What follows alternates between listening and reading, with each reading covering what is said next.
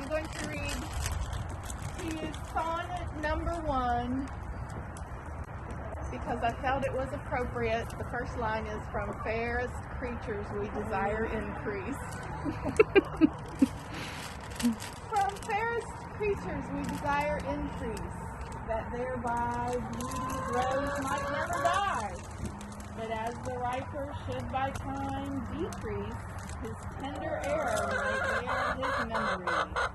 But thou contracted to thine own bright eyes, thy lightest flame with self-substantial fuel,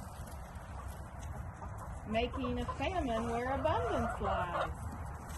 Myself, thyself, thy foe, to thy sweet self too cruel.